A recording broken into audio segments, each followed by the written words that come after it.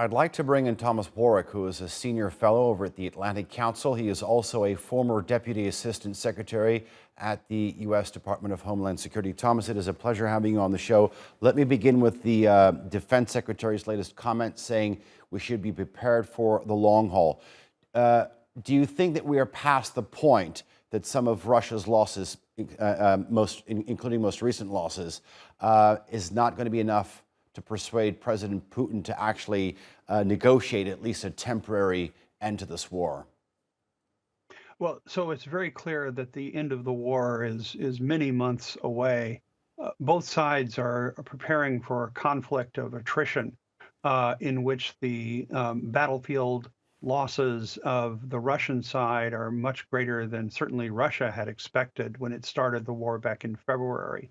What the United States Secretary of State was trying to do was to signal to President Putin that U.S. support will continue and will expand, providing Ukraine with significant weapons technologies that will offset Russia's numerical superiority.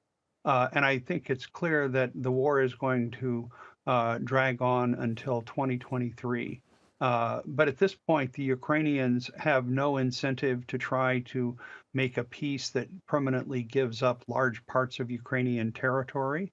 And I think we're likely to see the war continue until people in Russia, the leaders in Russia, decide that enough is enough and that they agree to a peace Let's, that would be acceptable to Ukraine. let's talk about the expanding U.S. Role. I mean, another $675 million announced in terms of military aid to the Ukrainians.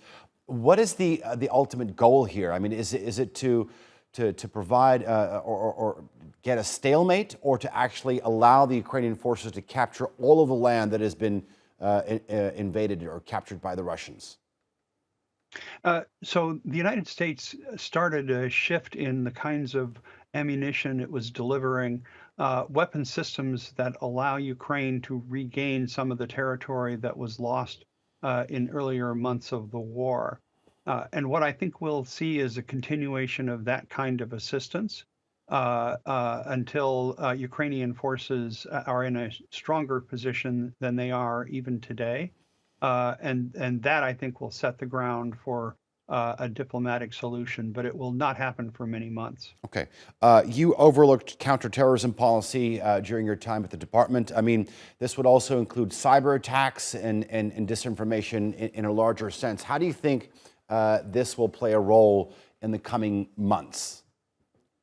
So Russia made it very clear that this is going to be what experts call hybrid warfare, where combat on the battlefield is only one front in a campaign that Russia has waged that includes political warfare, cyber attacks, information warfare. The surprising thing is that Russia has not succeeded in these capabilities, which it had been working on for many years. Ukraine proved remarkably resilient to cyber attacks. Russia has now brought in irregular units, some people called the Wagner Group, who are mercenaries in other parts of the world. They continue to mount cyber attacks against Western targets, all in an effort to try to diminish the support for the Ukrainian people that many countries throughout Europe and the world have been providing so far. So I think this warfare also will continue.